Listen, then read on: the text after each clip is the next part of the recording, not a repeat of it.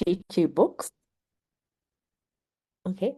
So I'm welcoming you all to this special Conversations with Authors hosted by Cheche Books, which is a Pan-African feminist bookshop and a cultural space here in Nairobi, Kenya. And welcome. I see people from everywhere.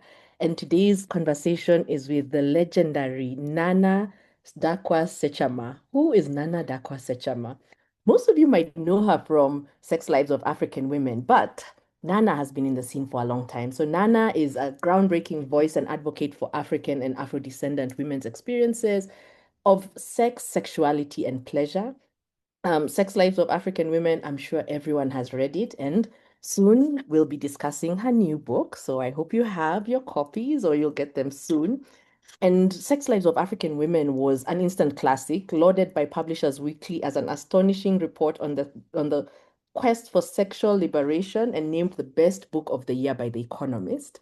And Sechema is a celebrated co-founder and of the popular website Adventures from the Bedrooms of African Women.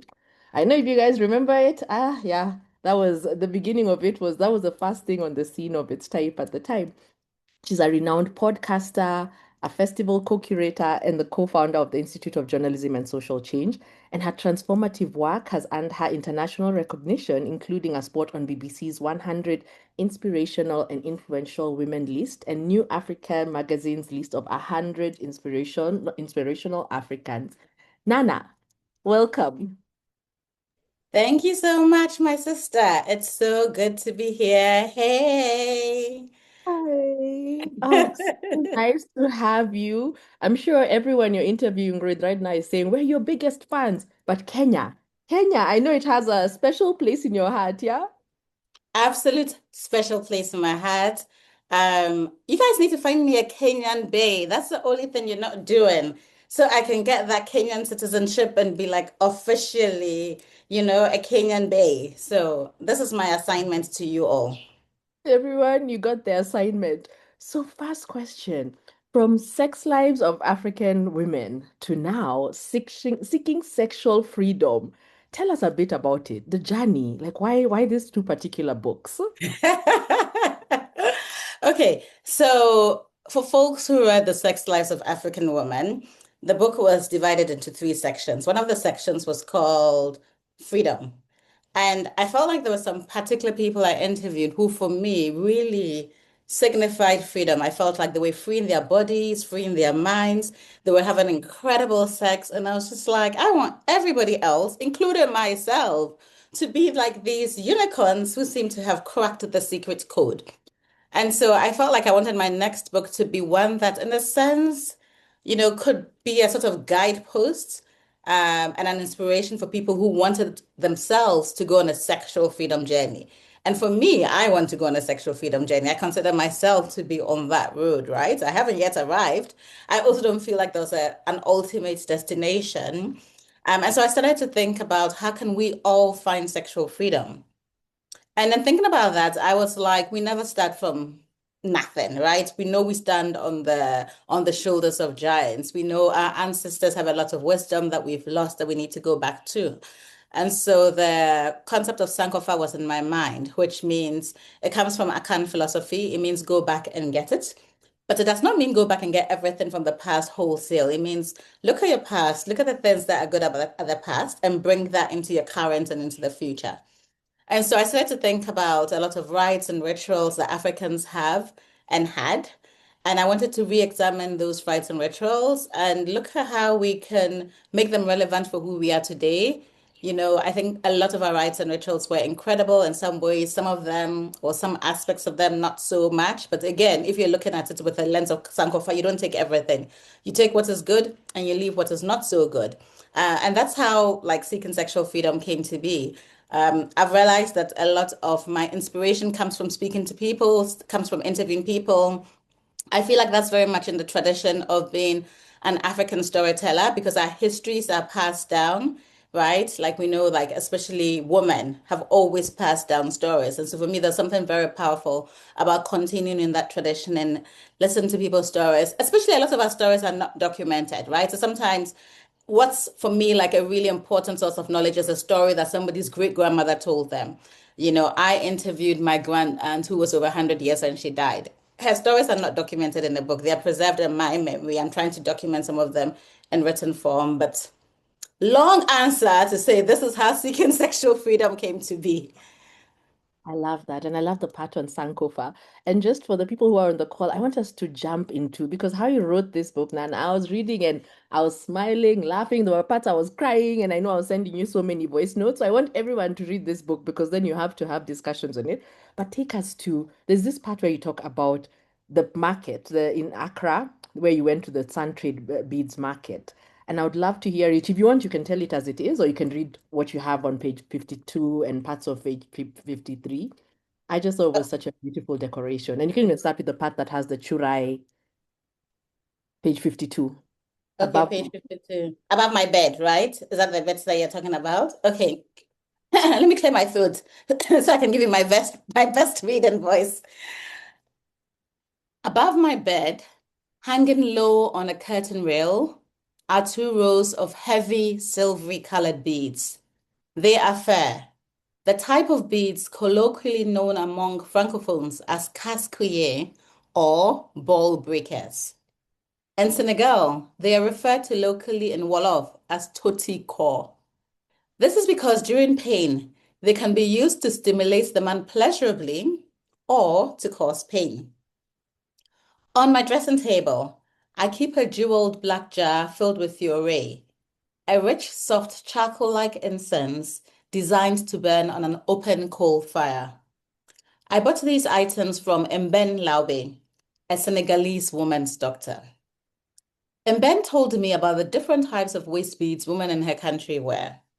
The most common type is the bin bin, rows of tiny beads strung together and worn in layers. These are the kind I am most familiar with and wear consistently.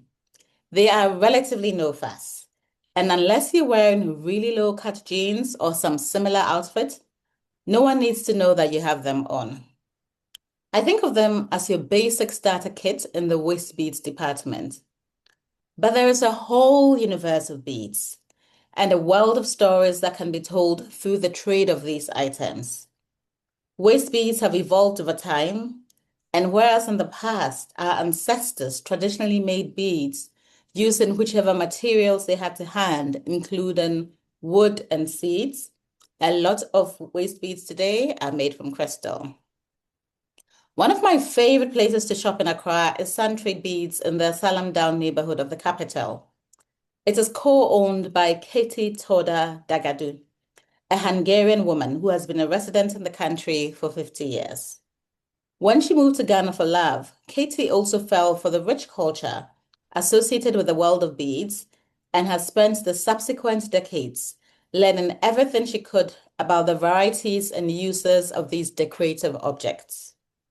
When I last visited her shop, we had a chat about the significance of the names traders at the famous Kufuria bead market have bestowed on their wares. There is Akosombo Kania, which literally translates as the lights of Akosombo. These beads are made of glass, which gives them an iridescent quality, which is why they are named for the Akosombo Dam, the main source of power across much of Ghana, even supplying electricity to some neighboring countries. The glow from these beads provide a guiding light to a woman's lover. Katie informed me that those same beads are used to make rosaries in Ghana and available for purchase from the gift shops of some churches and cathedrals in the country. And then there are other type of beads that also express what the wearer wants. There are waist beads called check, spice, and some chicly named bumper to bumper for the woman with frequent lovers. Across the West African sub-region, beads have a long history as currency, jewelry, and so much more.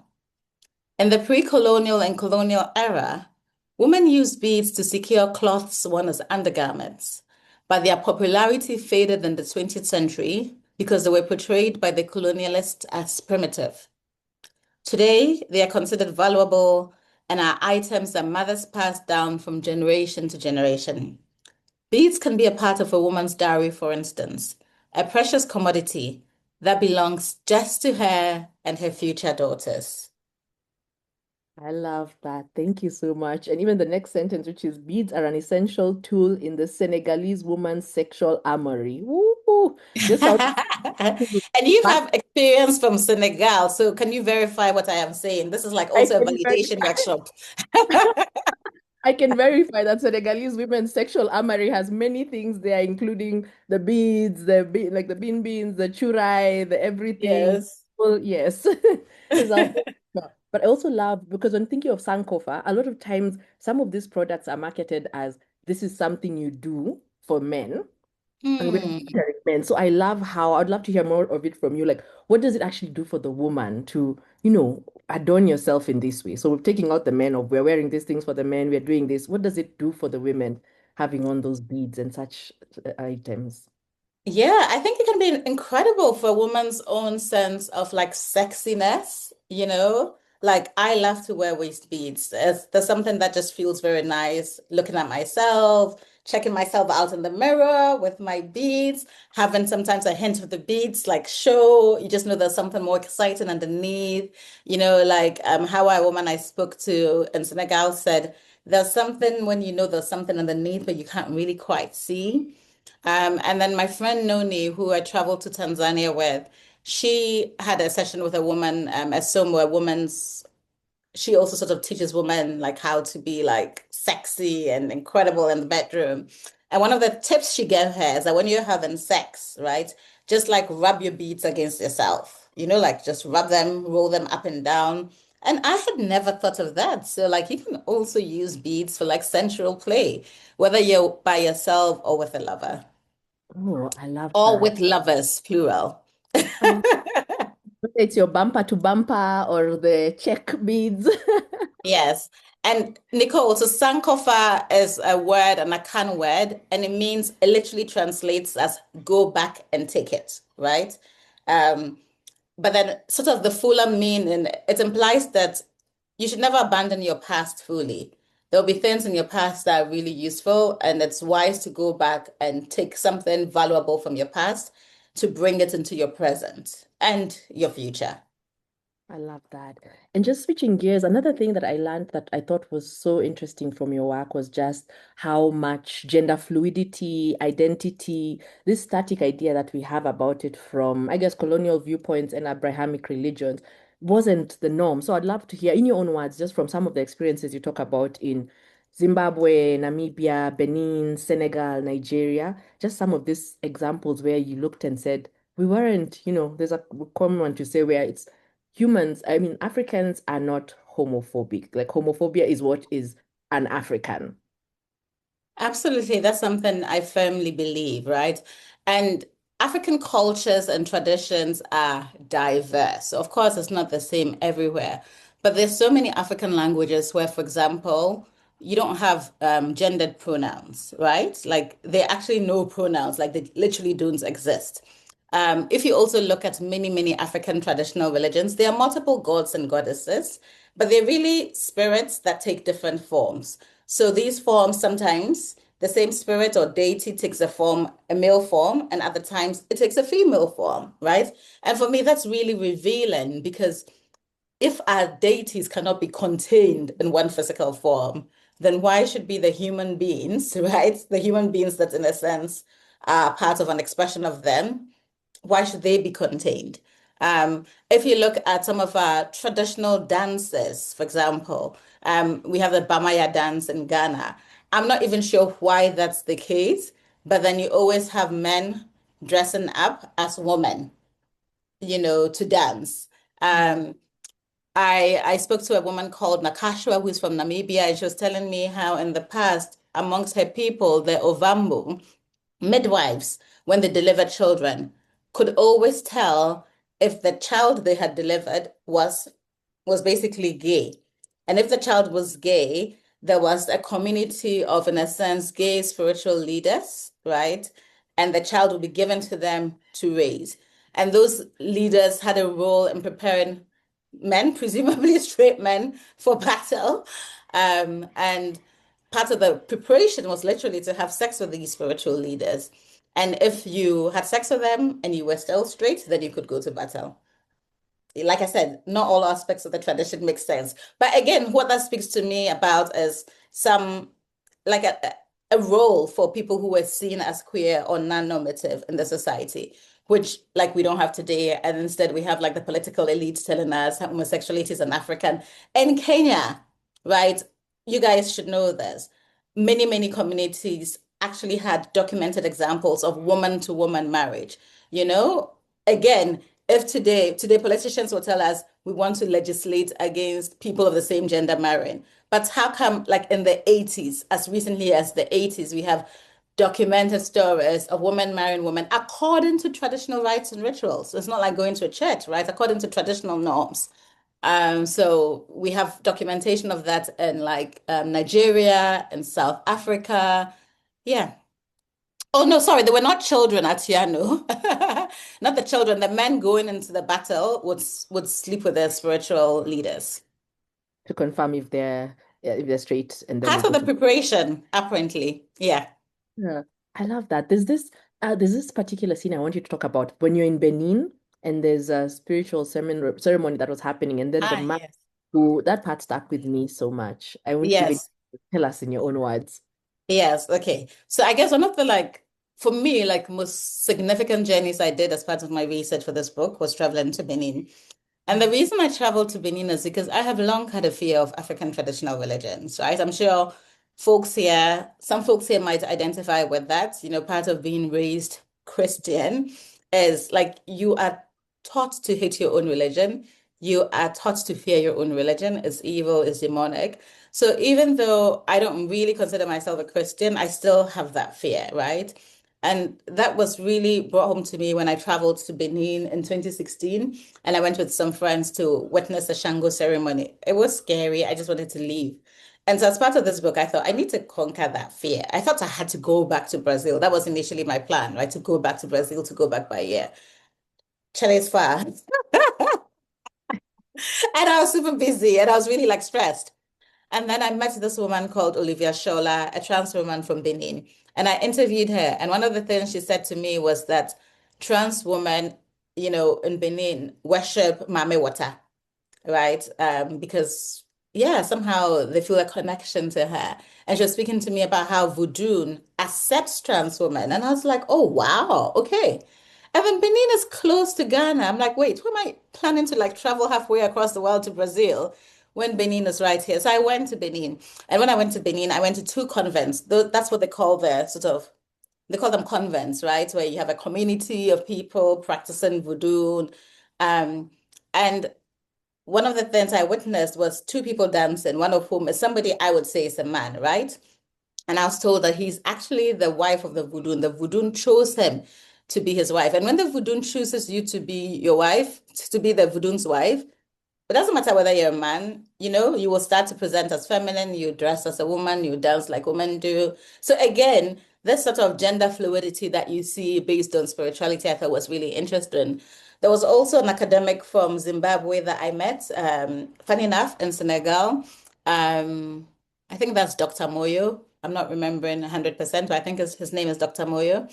And he was telling me about his own mother who was a traditional priestess.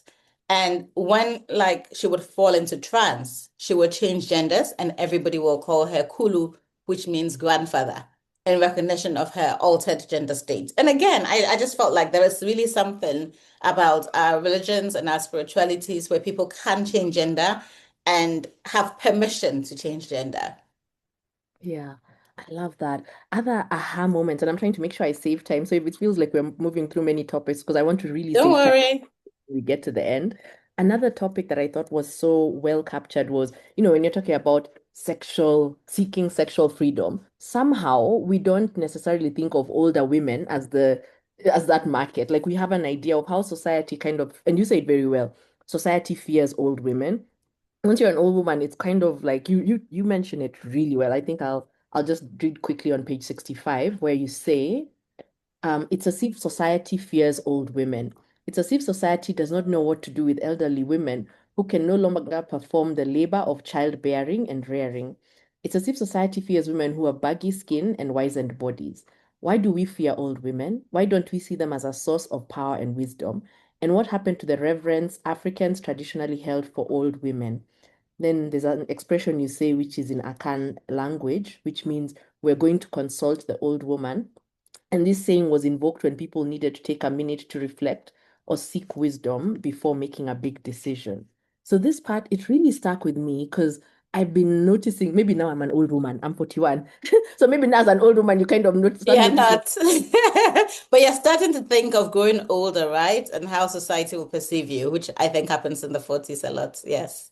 And in a bad way, because I'm in the stage where I feel like the power you get as a woman seems to go up, even though society is kind of lying to you that it should go down. Because I'm thinking of, yeah, from Ghana, yeah, Asantewa, leading the Ashanti War. She did this when she was in her 60s. If you go to Angola, Queen Zinga of Ndongo and Matamba, she fought against Portuguese from the 40s when she was in her 40s till her 80s. She actually lived to be in her 80s in the 16th, that was, I think, the 16th century. Come closer here to Kenya. Mekatilili Wamwenza, who led the Giriama against the British, she did this in her 60s and 70s. And then, we go back to West Africa. Fumilayo Ransom Kuti leading the market women in Abeokuta. This was also when she was past her 50s and 60s. So I would love to hear from you about the erasure of like women, especially older women's stories, and what that means for, the patriarchal project or the colonization project. Why did older women have to be made forgotten or minimized in this way? Yes, I mean, I feel like you've said a lot of it, but I feel like, traditional African societies, older women were respected, held positions of power. In a sense, you could say that is when they would achieve status within the patriarchy, right? Which is also why you'd have the reverse of older women wanting to maintain patriarchal systems because now they've gotten to the top of the totem pole.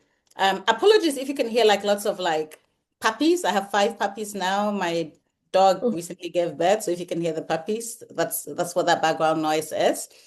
And I think it's really incredible. But at the same time, to what I'm seeing, and in this book, I was talking particularly about witchcraft, right? As older women being accused of being witches, being shunned from society. If we look in mainstream culture, we can see how older women are desexualized. But from my interviews and conversations with older women, some of them describe themselves as being the juiciest they've ever been. And I'm really interested in the stories of older women and sexuality because I'm ahead of you. I'm ahead of you, sis. Like I'm older than you. So I'm just like, hey, I don't think I'm dry enough. I think I'm becoming, in a sense, more luscious as I get older. So let's talk about this. Let's talk about older women's sexuality. Let's talk about how powerful older women are. And yes, let's give them the credit they deserve. I love that. And then there's something you talk about, you've touched on it, spirituality, sex and spirituality. Because so interesting. Like in Abrahamic faiths, those are, sex is something you do in the confines of marriage, which is this institution. But in this, when you're going back to seeking, Sankofa in the bedroom, there's really a link to sex and spirituality. And I think I'll pause and have you just read an excerpt from page 70. This was, let me see, is that the one? Is that the one on sex and spirituality? Yes. So starting this conversation that I had you can start from other times it was the inability. Okay, you can start from the top. Often these people, maybe you can give some context on the passage before we start. Okay, all right. Sorry, where do you want me to start from? Often these people had grown up in what they described as religious households. Okay, all right. Okay. Okay, let me give some context. So, for folks who have good memories and read Sex Lives, there was a woman who opened up the book called Nura. She was from Kenya and she moved to Senegal to become the third wife of a Mm. Senegalese man. And Yeah. she was the one who first said to me that sex and spirituality are two sides of the same coin. And that really stuck with me.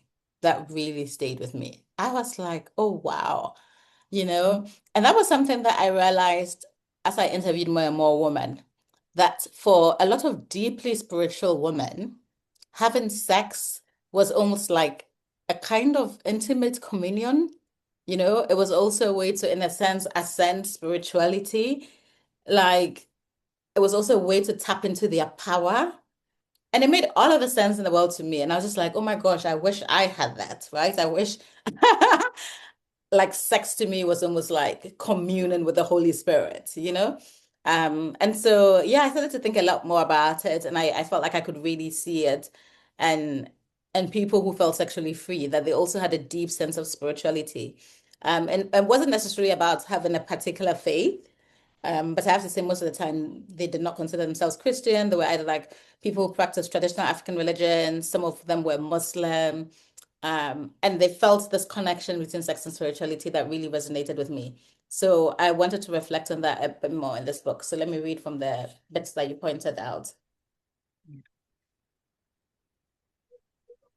You can even start for many, so the beginning. Yes, thank you. For many, the issue was not so much about spirituality, but dogmatic Abrahamic religions. Often, these people had grown up in what they described as religious households, and sex was something that was bad until it was not. Legitimized usually by reaching a certain age and or getting married to a person of the opposite sex. That transition, during which sex became legitimized, often came with its own set of complexities. Sometimes the difficulty was experienced as a lack of knowledge of one's desires. Other times, it was the inability to speak about one's deepest longings. And in other cases still, folks experienced a lack of sexual compatibility with their partners when they had assumed that once they were married, they would have good sex. These conversations that I had time and time again got me thinking deeper about sex as it pertains to spirituality and faith, because there were also other people that I had spoken to who raised different questions for me. These people described sex as a deeply spiritual experience, one that enabled them to connect to themselves and others at a cellular level. For some of them, sex was akin to prayer. For some, this meant they needed to be extremely cautious about who they had sex with. This was the case for Prita Kiran, an Afro-Brazilian dancer, tantra teacher, and the organizer of the Libido Festival in Brazil. Other people I've spoken with, like Chido, describe themselves as being in the business of care. For them, sex as spiritual practice is about queer, open radical loving centered around community. In Chido's words, when I have sex, it is not just for me, it is healing generations. Do you want me to continue till the end or stop here? Continue, because I think the next one, so many Africans will relate to. I envied those people who experience sex as this deeply transcendent experience. As a teenager growing up in Ghana, I would often watch Osofo Dadzi, a popular show that ran on national television for several years. A common storyline in the series would go something like this. Once upon a time, there was a beautiful family, a man, a woman, and their young girl child.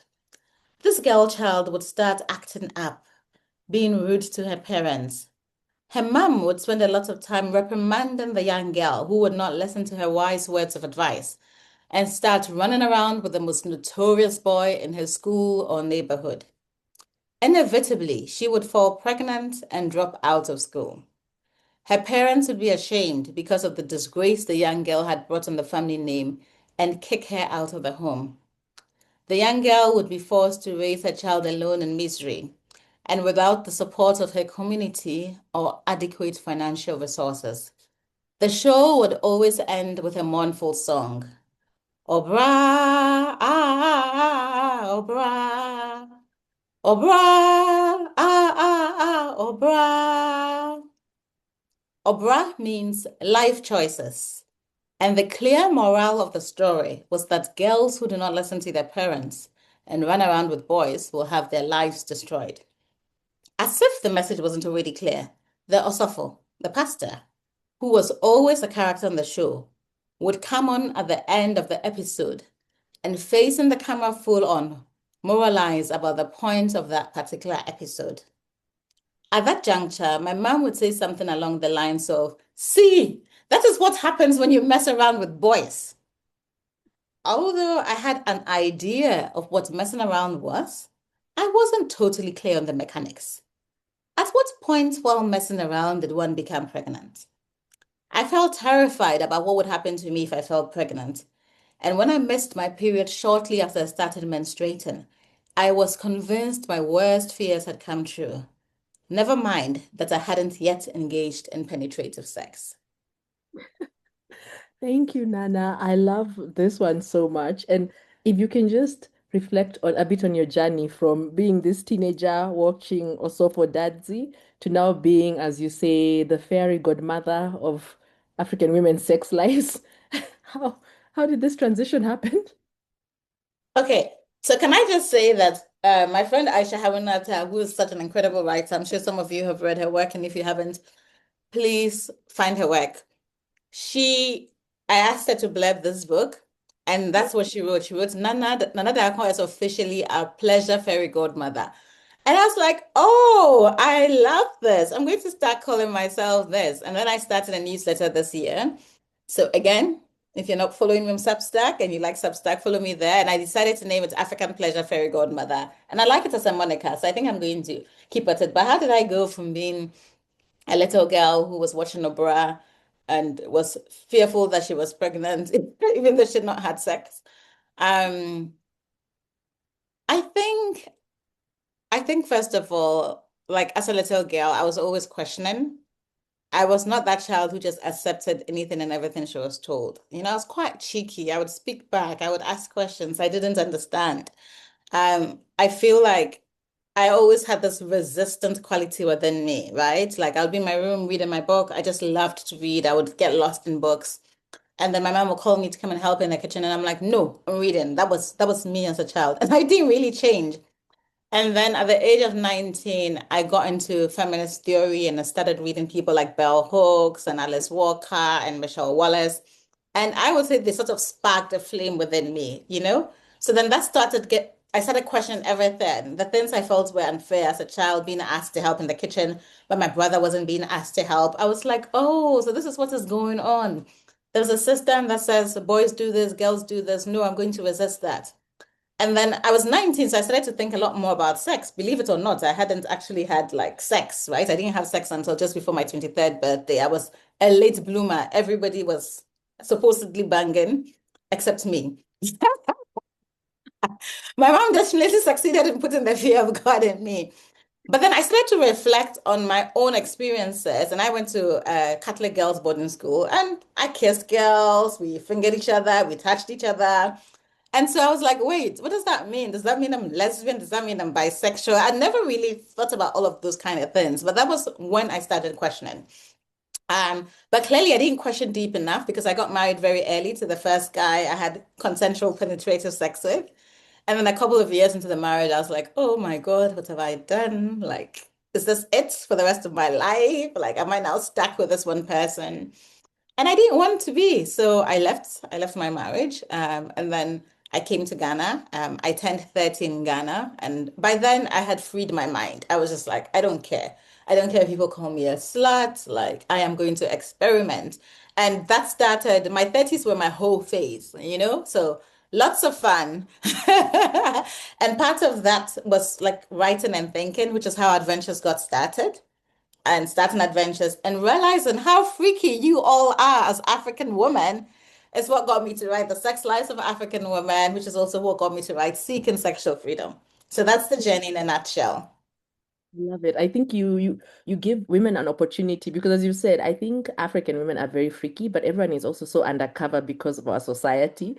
So I think people are Absolutely. going to write it. Not that not people are not doing that. It's just they know, I'm not even putting it anywhere. No one will find out. I'll take it to my grave. Exactly, exactly. And I don't believe in taking anything to my grave. So yeah, I'll put it all in the books. And the part you talk about like being a young girl and then, you're being called to wash dishes and you're seeing your brother is not being asked for the same. And it makes me think about some other part in your book where you said page 118, you're talking about gendered roles. There were so many parts of this book where I just stopped and read a few times because like that's the truth. So there's this part where you say on page 118, I was reminded that gendered roles. Yes. I won't give the context, but you say something about, I was reminded yet again that these gendered roles that women play are not natural or biological. They are taught and passed down from generation to generation. Women who abide by these gendered roles are rewarded by society. They are considered good women, deserving of the rightful role of wife. This gendered role that women are socialized to play also encourages a passive attitude to sexuality, one in which the man's needs come first. Sylvia Tamale explains how gender and sexuality are key to reinforcing the twin forces of patriarchy and capitalism when she says, gender relations and sexuality, for the two are inseparable, play a crucial role in creating and sustaining patriarchy and capitalism. Male dominance and female subordination from the level of the family unit to the community and state levels have to be maintained for the survival and supremacy of the two systems.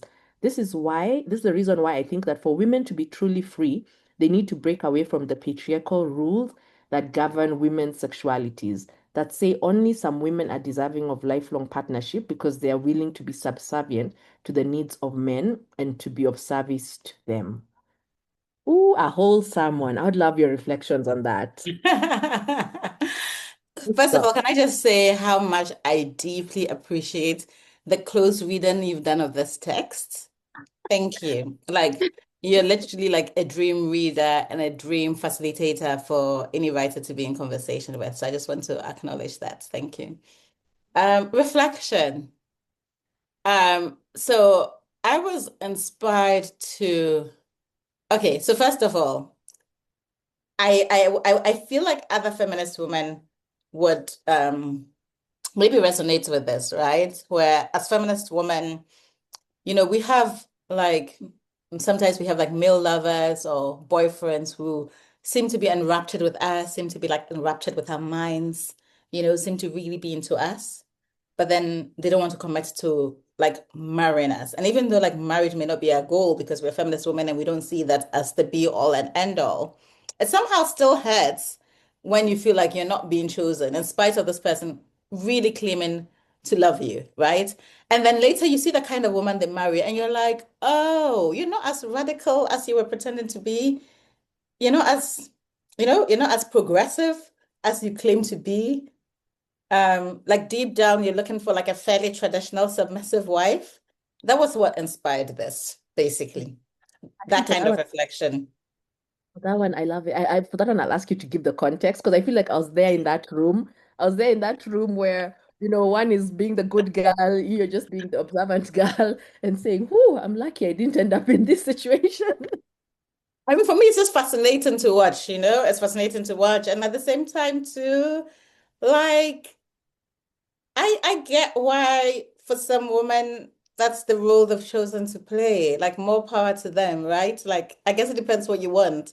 But for me, it's like I find the men who make those choices who somehow like to portray themselves to be different and progressive, but then end up picking the very traditional sort of seemingly and I say seemingly, right? Deliberately, seemingly submissive woman time and time again, like super fascinating because I'm just like, oh wow, like even you.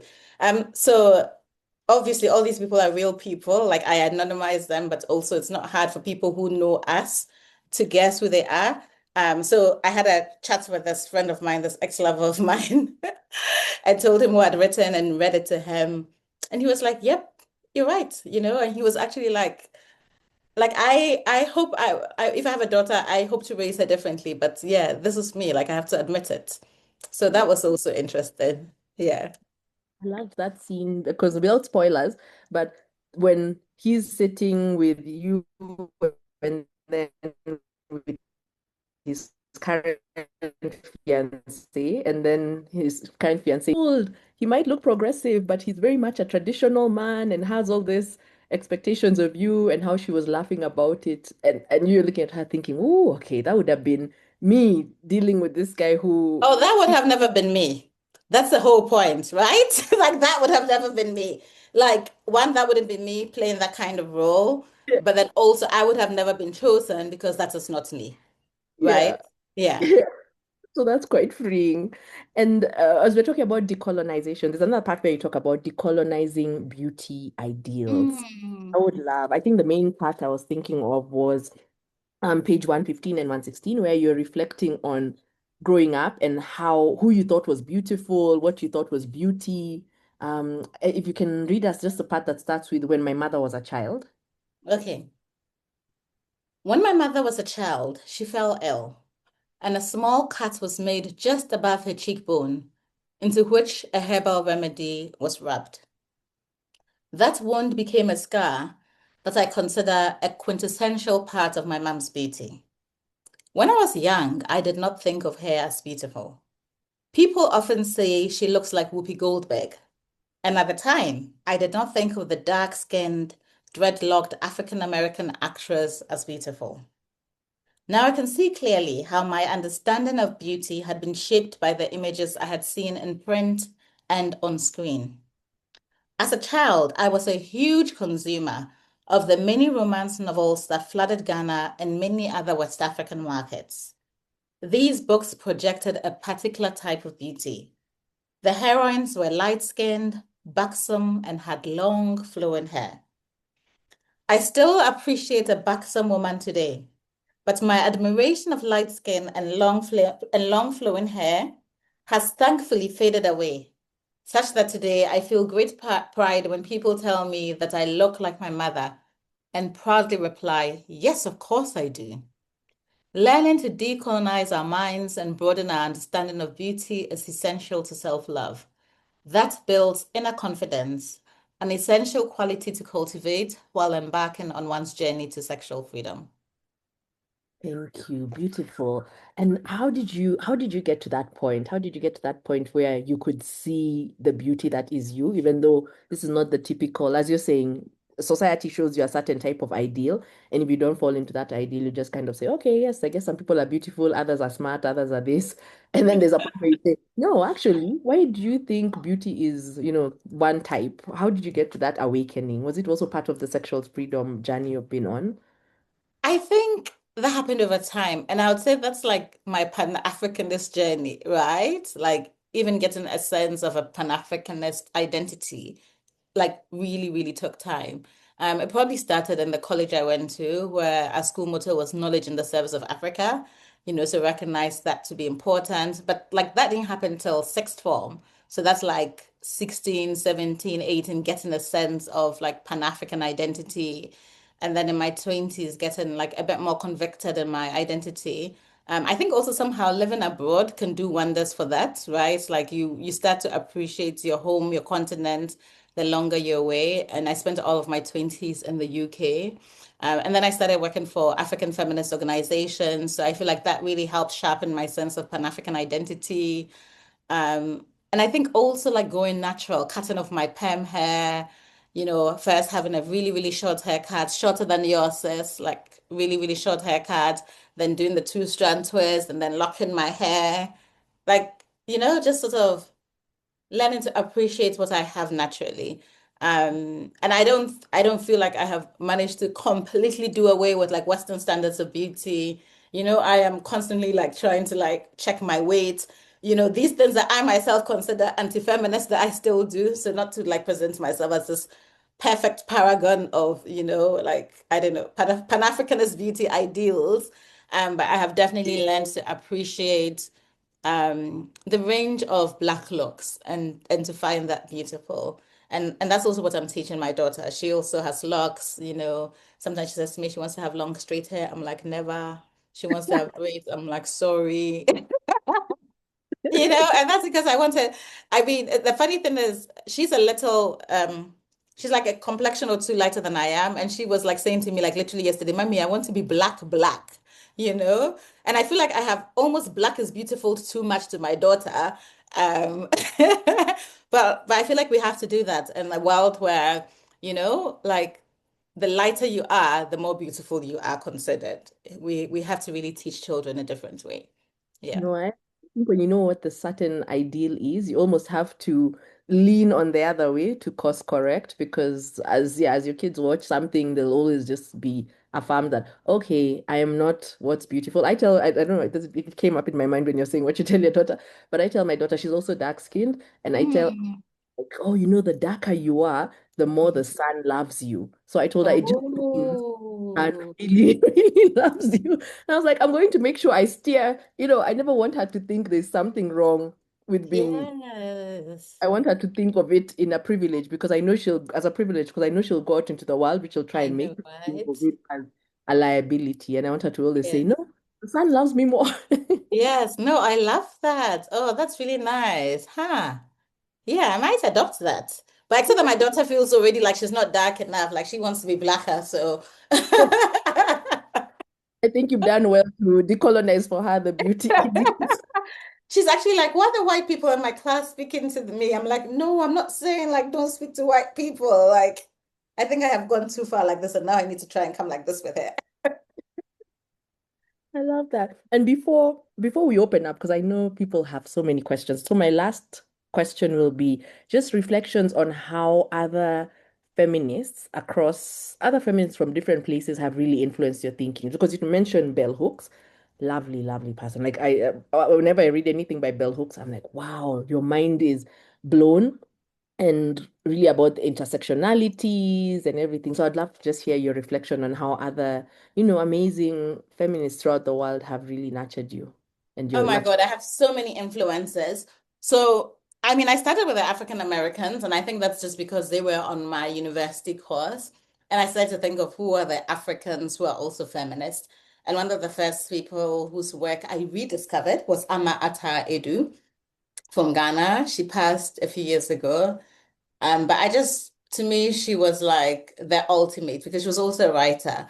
And she wrote like nonfiction. She wrote mainly short stories, and she portrayed like the social reality of women's lives in such a really impactful way. And I'm sure you guys have seen clips of her like really speaking truth to power, pushing back against racism and colonization. And for me, she was just like really an icon. But there's so many. In this book, I cite Dr. Sylvia Tamale, who's a Ugandan feminist, and really I consider like the chief doyen of African sexualities. Nziru Nkegu from Nigeria, a philosopher, an artist. I think I'm also lucky that there's so many incredible feminists who are my friends, who I consider peers. People like Hakim Abbas, the founder of the Black Feminist Fund, who I feel like is just so politically astute and sharp in everything that she says, and someone I deeply admire. Um, so many people. I could do a whole list. And maybe one day I should do a list and publish it. Yeah. And And actually, I have to say, when it comes to like feminist movements, for me, Kenyans are at the top of that. The way you guys resist, the way you guys go out in the streets, the way you protest, we don't really see that in Ghana. So just Kenyan feminists as a body are super inspirational to me. I love that. And for people, when you get the book, actually, Nana has done the kind job of compiling a list of some of her best feminist resources. So that's an extra bonus that you get with the book. And now, thank you so much, Nana. Now I want to open up I feel like people will have questions. So feel free to start sending them through the chat and I can curate and start reading out to Nana. Don't be shy. Yeah, but I also suspect maybe people also haven't had the chance to read because the book only came out this month. Thank you, Cheche, for stopping. And, you know, um, you can feel free to ask any generic question. It doesn't have to be a question based on the book if you haven't had the chance to read it.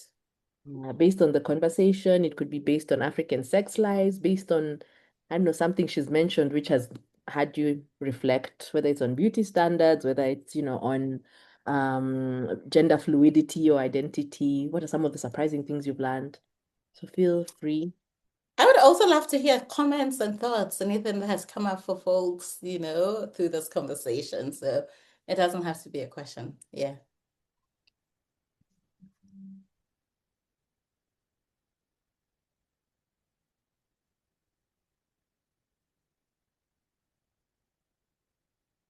Okay, as we're waiting for people to come up with their questions or comments. Oh, okay. So what have you observed? Nairobi's asking, what have you observed as beginning point in the process of developing sexual freedom and healing the bloodline? Oh, I love it. I think, first of all, it's awareness, right? Just come into consciousness that there is something that you're not happy with in your life. There is something that you want to change, and you actually start questioning things you believed before, things you were told, asking why, and sometimes it's an internal questioning, it's a sense of dissatisfaction, feeling like there's so much more, knowing there is so much more, wanting to experience and live differently. And I think that's where it starts from, an internal questioning. I love that. Then Kavengi had a comment where she said, I had a similar conversation with a friend on how our languages don't have he and she speaking for Kiswahili and mother tongue. So for those who joined the conversation late, I think this is really, Nana was talking about this much earlier about how much more gender fluid and how gender identities were not that rigid in traditional African societies, but a lot has changed obviously due to colonization and then Abrahamic faiths too.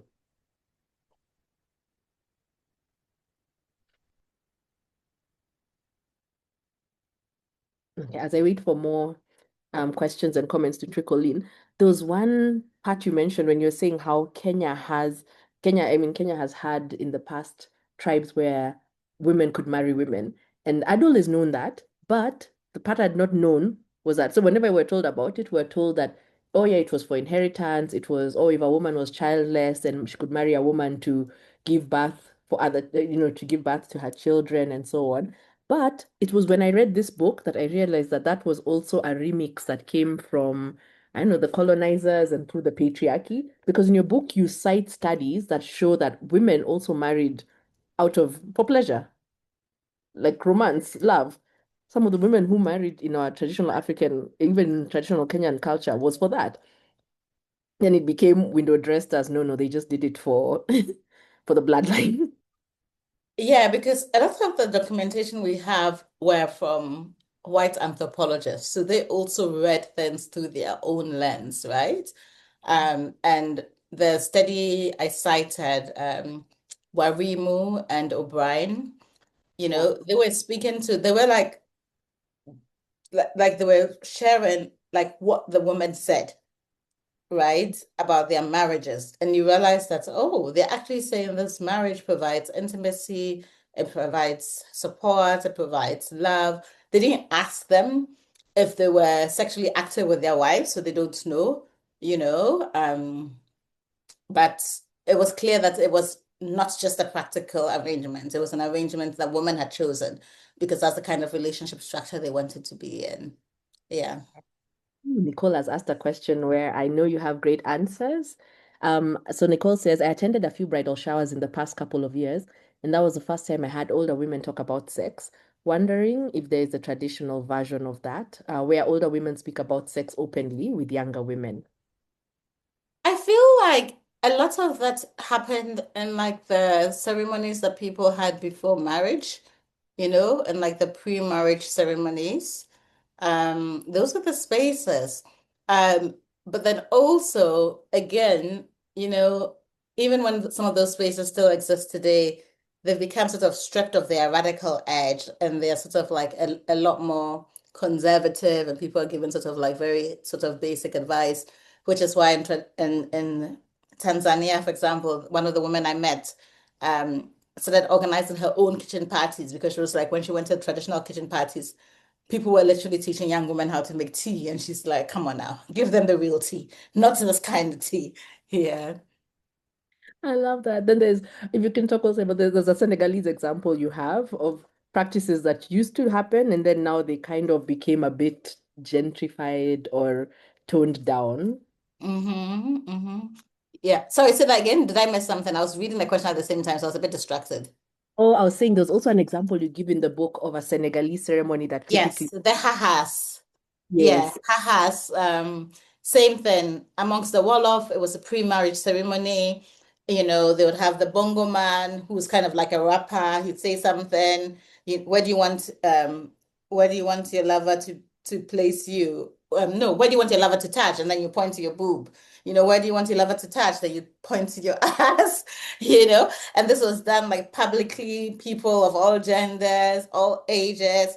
So it was really seen as a way for people to like talk openly, about sex and to help prepare the woman for all the possibilities. And that was done pre-marriage.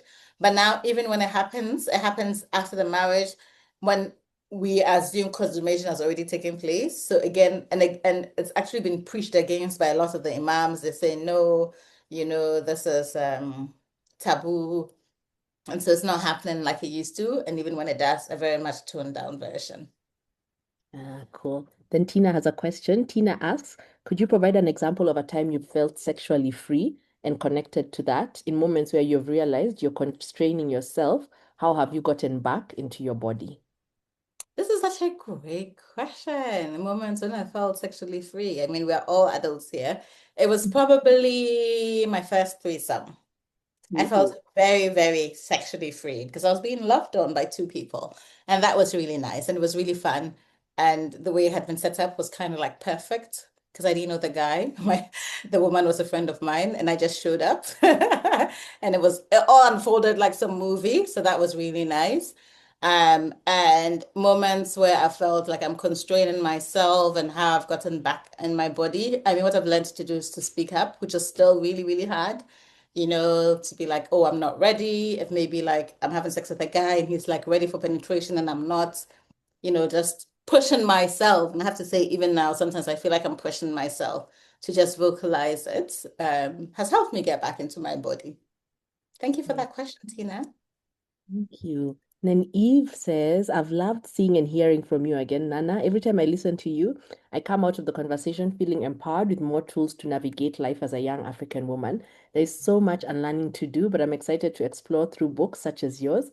Thank you for this conversation, Cheche Books and Chico. And Oh, thank you. then Atieno says that African women are freaky. But I'm undercover. very undercover. I'm curious, and I know this would look differently for different women, but is sexual freedom another form of sex self-actualization in a sense? Ah, yeah, Mm. that's an interesting question, Atiano. I hadn't actually thought about sexual freedom in connection to self-actualization, but the connection makes sense to me, right? Because when you self-actualize, in a sense, you've reached your highest self, you know, um, it also gives me a sense of achieving whatever goals you've set for yourself. So I guess if sexual freedom is one of those, and you're like, I'm there now, that's a form of self-actualization. Yeah, that makes sense. Awesome. Then Kijo's asking, do you have a manual for what waist beads should be worn? There. Can we find some pistol ones, the Akosombo ones that are also rosary? Oh dear. So I feel like come to Ghana and go to Sun Trade. Like I wrote their name in the book for a reason, right? But in this day and age, I'm sure you can find a way to buy it online. They are actually on Instagram. And it is one of my favorite shops. But in terms of what waist beads should be worn, when and where, like I leave my waist beads on permanently. I don't take them off. Like they literally snap and fall. Sometimes when you're in town, you have to like quickly gather it and like throw it away or throw it in your bag so nobody sees, right? So I like to wear the smallest ones because the ones that the Senegalese call bin, just because like you can wear them under clothing and it's not as visible, or even when it's visible, it's not like in your way.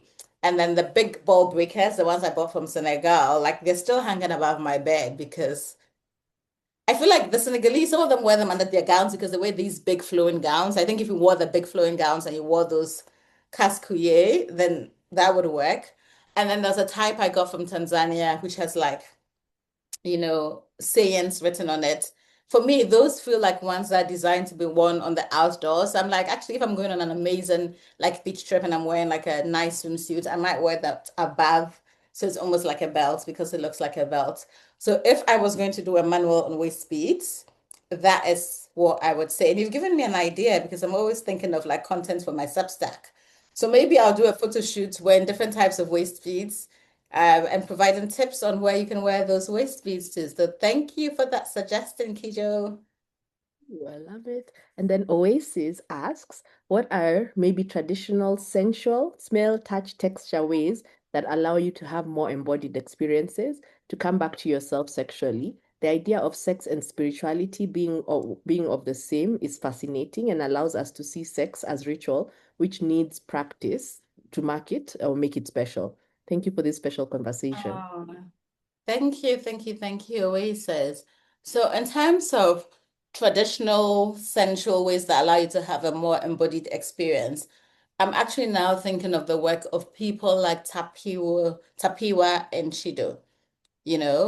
Some of you may know Tapiwa if you've been to any of the Sexual Utopia festivals that Kaz and I have organized. Tapiwa has been there, sometimes at Chido. Tapiwa has been practicing drumming on people's buttocks. So talking about touch and texture, I feel like that's very much a part of that. Also been making his own like kink toys using like natural materials like wood, like rope that we have in our environment. Yeah, so these are some of the, yeah, I would say traditional sensual ways that I can think of. And those are the practitioners I know who like have been focusing on that. And let me jump in actually with one based on my many years in Senegal, smell. So like Yes. churai, incense. Senegal are experts on churai. That was my favorite thing. Every like Friday to just go to the incense market and buy so many things. And these are things you can use for yourself if you're with a partner, if you're alone, but just the fact that you burn something and it feels because pleasure is many different things. Pleasure is not just touch, it's that feeling of wow, this smells so good. My room smells so good. The beads look so nice here. So I would say if it's a smell aspect, definitely West Africa and incense, and specifically Senegal and Churai, they've killed that smell market. Then Apo Thank says, you for adding that, Chiku. Super important. It reminds me of, yes. oh, go on. It reminds you of? Sorry, I feel like we have a bit of a delay. No, Mhm. I was saying thank you for adding that. Super important. It reminds me of how, like, Somalian women also burn incense and kind of hover over it so that it goes like into their clothing, and it's also part of the way they prepare for sex. Yeah. Yes. And then Apo M says, I'm about 50% done with the book and I love it so far. In the chapter following the Tanzanian sex coach, you spoke of feeling uncomfortable with your movement and stomach, which you cited as an insecurity of sorts. How do you deal with that in the moment with partners? How do you get out of your head if you've been able to? Great question, Apple. It is a great question. So, I mean, the truth is, if I know I'm going to have sex, I'm not going to have a large meal before. Because I know I'm self-conscious about it. But the other thing is I also know that if somebody is into you, like they're not focusing on the bits that Belly, you're self-conscious about. Like, stretch marks, your love you heart. know, They like they're them all. focused, they're focused on other things. So I know it's in my head and I just kind of ignore it. But like I'm not somebody who wants to turn on all of the lights, right? I like dim lighting. I like to wear like some, like maybe something like sexy that's floating and something may stay on or not. So that's how I deal with it. Yeah. Yeah. In my head, maybe at 60 I'll have a six pack. Ha ha ha. Until then, you're going to still live life and enjoy sex too. Exactly. And Ismail says, this book is actually a great one that opened my sexuality, and also it was my research work that led me to your book. That's amazing. Then Naomi says, thank you much, Shiko and Nana, for this super fun and interesting conversation. My question is, in your research, did you run into many instances of traditional items used to enhance women's pleasure? Oh, I love this question. Yes, this was also in Senegal. It was potions and herbs, and things that like the woman Ben Laube, the woman's doctor, would mix for women. Things that they didn't want to tell me all of the ingredients, right? And actually in earlier versions of the book, I included like some of the things, but then I was also like, I don't want people to go and mix these things for themselves and have issues. So kind of removed them in later versions. But it was things that people would mix slip it in a man's drink to, basically give him a hard on or insert into like their vulva. I also didn't feel like I really thought that was good. Like, I really don't think women should be inserting things into their vulvas to make it tighter or drier or anything like that. Those are the things that really come into my mind right now. Yeah. There's also, yeah, I mean, infections, but there's also a part I loved seeing your commentary as you say, okay, this woman advised me you should put this in his drink without him knowing, and you were having Yes. for that. I don't think you should be giving anyone something in their drink No. without knowing. What if you accidentally poison someone? And also, hey, consent, like people shouldn't, like you can be like, hey, what do you think? I want to give you a little something or add a little, you know, energy for the night, and rather than just sort of slip it into somebody's drink. So that's, yeah, Let them yeah. know. And then NK Opare has a question which I'll clarify because so you mentioned several situations where both men and women and or children would sleep with leaders. So clarification, she didn't say children. Oh, okay. It was adults, both men and women would sleep. Adults, yeah. What exactly do you mean by sleep with? Does that mean sexual contact? And specifically, what kind of contact occurred? I understand that there are African tribes that have multiple types of marriage. Is it your understanding that some of these types of marriage do not include sexual contact between the couple? Okay, so let me clarify. And first of all, I don't think I didn't cite anything about children sleeping with men, but I get where the confusion comes from. I was speaking about the Namibian context and some information I got from Nakashua, about I hope I'm pronouncing the name properly, the Ovambo people, Ovambo people, and midwives, when they delivered a child, they could tell if that child was gay or not. And if the child was gay, they were given to basically a community of gay spiritual leaders to raise the child. So that was one story, right? Full stop. That story has ended. Amongst the same people, they had a practice where when the men were going to war, part of their preparation would be to have sex with the gay spiritual leaders, right? Those gay men who were also responsible for raising children. Part of the preparation was to have sex with them. And if they were still straight after having sex with their queer spiritual leaders, they were deemed battle ready. Yeah.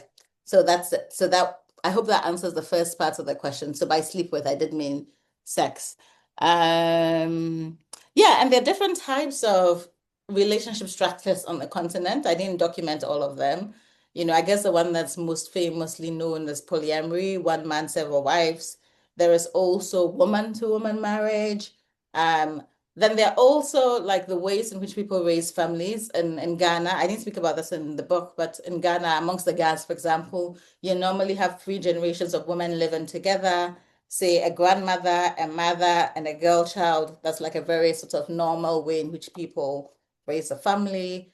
So just in general, I feel like there are multiple relationship structures or multiple ways of creating families that have long been recognized on the continent and that are legitimate and valid. Awesome. And then Nairobi asks, Hi Nana, I'm back and curious to hear about your thoughts on the relationship between anger, whether anger and limiting societal roles or past sexual trauma and developing sexual freedom. So I'm reading this. So what are the thoughts on the relationship between anger and developing sexual freedom? So are you talking about being angry? I think this is what you're saying, at limiting societal rules or your past sexual trauma. Like, is there a space for anger? I think there's always a space for anger, right? I mean, anger is an emotion. I think we're entitled to feel all our emotions. And I think women have a lot of reason to be angry, right? To be angry at the way we've been treated in society, at some of the harms we've experienced because we're girls or we're women, and I think there are many ways in which people can harness anger. A lot of people, I feel like a lot of activists are motivated by anger, right? They've experienced harm, they've seen other people experience harm, and they want to ensure other people do not experience that same sort of injustice. So that drives their activism. So I feel like anger can be, in a sense, a force for good, you know? Yeah. And then Chio says, thank you for sharing your experiences, knowledge and experiences. What are your sentiments on sexual hygiene and health in light of freedom? I'm not sure I understand, but maybe like where sexual hygiene means what? Like being clean, like having a bath before sex, or does it mean STDs? I mean, I can speak generally because I'm kind of guessing what you mean here, right? Like if you're talking about basic sexual hygiene, it depends what people like, right? Like there are people who, for example, like the potent scent of an armpit that turns them on. It's true because those are like natural pheromones. Yeah. Me, it doesn't turn me on. You have to know your partner and know what they like, right? Some people like people to smell a bit grimy, like they want to grab you at the end of the day. They don't want you to have a shower. Me, I want to have a shower before sex. So I think it's really about knowing what your partner wants and what you also want, right? And then I think as a sexually active person, it's a responsibility individually to basically stay on top of sexual health, to have regular STD checks, to tell your partner if you have an STD so that you can both have safer sex. The reality is there's no such thing as safe sex. All sex is risky, and I think you should have sexual intimacy with someone being aware of the risk. And what's important is to have the conversation beforehand, which I think a lot of us skip, right? Um, what I tend to do, because I know it's an awkward conversation in person, is I like to text and have that conversation like over WhatsApp, so we kind of know what we're coming into the relationship with. Yeah, I hope that's answered your question. Yeah. I'll add something you wrote in your book, which is I think you said like the safest sex is solo sex. That is true. That Also is that. true. Yeah. Acheno says it's true when someone is into you, the belly is the last thing on their mind. Fact. And Thank you then for confirming that, Atieno. And you know what? I am also not bothered by other people's bellies. I'm just bothered by my own. I'm not bothered by other people's. I shall evolve one day and not be bothered by my own. But so far, I haven't reached that level yet. journey, as you say. Um, Yes. NK Opare. Okay, I think you're asking what do you mean when you say warrior had sex, and what does that mean? Anana, can I just say I think you mean penetrative sex. You must be saying. Yes, yes, yes. Sex, penetrative sex, true. And then Sheila comes in with a question. Oh, hi Nana, I'm loving the conversation so far. In the book, you mentioned that traditional Kikuyu women could have multiple lovers. Also, that's also that circumcision was done differently to enhance the pleasure for women. Kindly expound.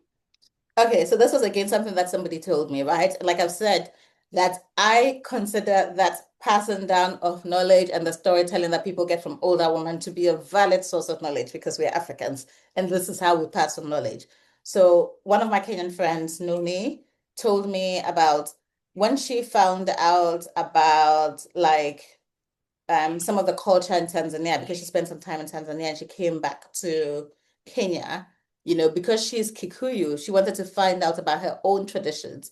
And one of the things that she learned from one particular older woman was that in the past, Kenyan women practiced something which wasn't circumcision, but in a sense, in today's sort of, and today we'll think of it as a kind of circumcision, where the hood of their clit would be nicked, right? So there'll be a mark there, like at the hood of your clit. The clit wouldn't be cut off, but it will be nicked. And if you had a lover and you wanted them to know your spot, like that is where you'd point them to.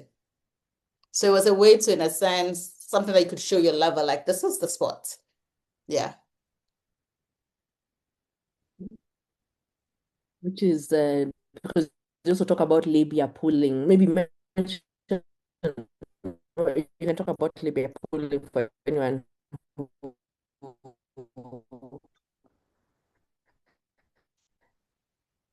might not know what it is, but talk about it in the Ugandan context. Sorry, Shiku. Oh, I don't sorry, know I if think the my breaking up connection is is on my unstable. side or on your Okay. side, but you're asking me to speak about labia pulling? Yes, I was saying it's kind of Yes. something Okay. because So labia I'm pulling, sorry, go on. yes. So labia pulling practiced in parts of East Africa, practiced in parts of Southern Africa. At least the people I spoke to were from parts of Eastern and Southern Africa. Um, in the past, I say in the past because when I went on the WHO website, I didn't see it listed, but in the past, labia pulling had been described as category 4 FGM. And I remember ages ago reading something Dr. Sylvia Tamale had written saying, no, labia pulling is not female genital mutilation. It is not being done to exercise woman's pleasure, right? It's not being done to take away from pleasure. The idea is that it actually enhances pleasure. And I met a young woman from who was Buganda, and she had experienced labia pulling. So she told me about labia pulling and also how much her pulled labia gives her pleasure. Um, and then I also spoke to another woman from South Africa who did not pull her labia, even though, she was supposed to, because she was told, like the same way the Ugandan woman was told that it was being done for like your husband's pleasure. She was like, that's rubbish. I'm not interested in that. But she would pull the labia of other girls because it was something they did collectively, right? And she really enjoyed that. And now that she's come into her own identity as a queer woman, she's like, oh, I had some ulterior motives. I wasn't just offering to pull because, like, I was kind.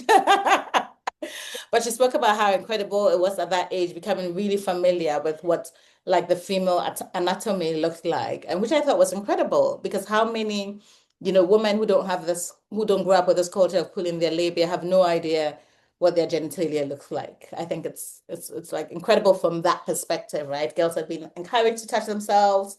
They can do this communally. They can even see the genitalia of another girl that's been pulled so that they know what theirs would look like in future. And for me, I thought, oh wow, that's super interesting. Yeah. And actually, that's a good answer also to the question Naomi was asking on things that women did specifically for women. Because if the clit cutting, like the nicking or the labia pulling, those are specifically meant to be enhancing women's sexual pleasure. And then Yeah. for Sheila, I'll add on the question of Kikuyu women having multiple lovers. So I'll give from my own stories. So I'm Kikuyu, and my mom has given me all these stories from the past. And in Kikuyu culture, women were typically encouraged to have at least one child that was not from your husband. So our ancestors understood DNA because how they used to say it was that if all your children are from your husband and then your husband has a curse or something happens, all those children can die. So you always had to have at least one child that was protected in case anything happened to all the biological children, and any children born under the home were considered his. So even if he looked at the kids and they looked like the neighbors in traditional culture, these children were yours. And then the other way they were allowed to have lovers was when your husband, because polygamy was practiced, when your husband had visitors, friends visiting, he would, be very hospitable and at night offer up, okay, you'll go sleep in that hut, you'll go sleep in that hut. So women were then sleeping with like your husband's friends. I mean, there's questions of consent here because did you get to choose who you wanted? Maybe there was the friend you were eyeing and you're not allocated that one. Did the women decide? But still, that was the ways that women could have multiple lovers. Yeah. This is super interesting. And the other thing I want to add is like amongst the Akans, right? Inheritance is matrilineal. So a man is inherited by his wife's children. The idea being that his wife, sorry, not his wife's children, his sister's children. The idea being that you are definitely related to your sister's children, but you don't know if you're actually related to your wife's children. So you don't pass on your belongings to your own children. You pass them on to your nieces and nephews. Wow. Yeah, that's the Hmm. matrilineal system of inheritance that Akans traditionally have.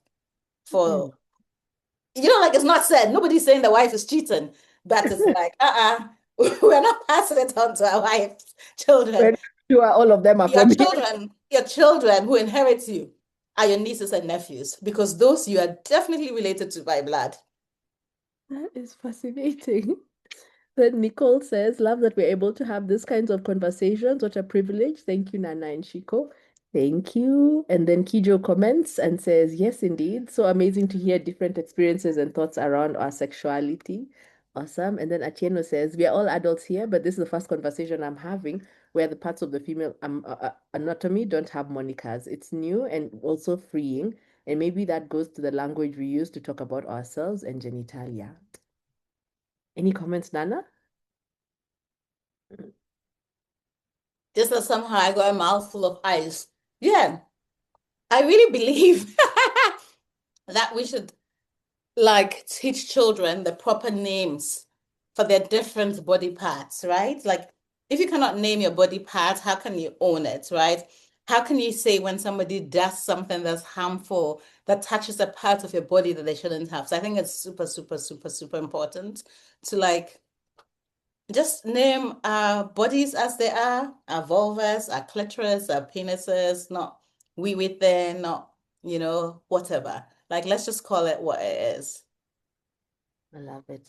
Then Atieno says, feminine products like vaginal ones, oils that make your vulva hot, and candies are usually advertised to help women keep the men, to get stuff from the men, and to make their vaginas irresistible. Why are so many feminine products marketed around pleasing men rather than centering women's own pleasure and autonomy?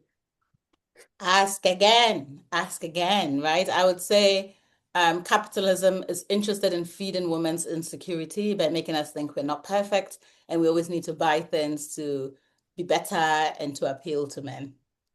Yeah. Then Joyce is here with a hilarious comment. X marks the spot. I think this was about the nicking. Yes, accurate. Then Kavengi says, even in low community, there were allowances for women to have sex with men there were allowances for women to have sex with others other than their husband. There was away hats, which were designed so that the guy could sneak in case the husband entered the compound. Oh, You guys are giving me an idea because we have to document these stories, right? Because anytime I hear somebody say this, I'm like, damn, I should have known this before I finished the book. But maybe like I can start like some sort of website and then we can all just pop in these stories that we know because they are disappearing. Imagine our grandchildren might not know these stories and be told that, oh, Africans were always like this when we were not. So this is yeah. incredible. Yeah, because I'm like, oh, our ancestors knew they had Airbnbs. Like they could take their shenanigans out of the main I compound. know, right? To the Airbnb, I love it. Then that girl said, I would like to know what practices that you do to decondition and remain grounded, especially in a world that consistently pushes constraints on women's sexuality, not only in real but also digital spaces. Great question. It is a great question. I mean, for me, like I'm really good at taking care of myself and like just having space and time for myself. Almost every day I'll go for a walk, just walk. Like walking is just a way for me to like literally free my mind. I listen to a book. I have a good community of friends that I talk to that I can share with. Yeah. I have like a strong feminist community, and that's a huge source of support for me. Awesome. And I know we're just having a few more minutes remaining. So I would love to welcome We you have just two to minutes, and I have a call in 2 minutes. So, just some closing words, please, for us. Yeah, I'm really sorry we won't get to the remaining questions, but um, closing words just to say I feel like my biggest support base is in Kenya. So, just to say thank you to you all for reading my work, for engaging with my work, for making me feel the love, for making me feel the support. I will be there in July and I will make sure I do at least two events. So definitely, I'm sure Cheche Books will be one of them. Cheche, we haven't spoken about this, but I'll be there and I'll do one somewhere else. And I just really, really, really appreciate the support I feel from Kenyans. I feel it and I deeply appreciate it. Find me a Kenyan bay, my last words. so, guys, you had the assignment. Get your copy. Please continue engaging in these conversations. Put a post. Tell some people. Get your copies today from Cheche Books. Read and share, and let's keep these conversations going. Thank you so much, Nana. Thank Thank you. you, Chiku, for being just amazing and the best. Thank you. Thank you. All Bye. right. Lots of love. Bye. Bye.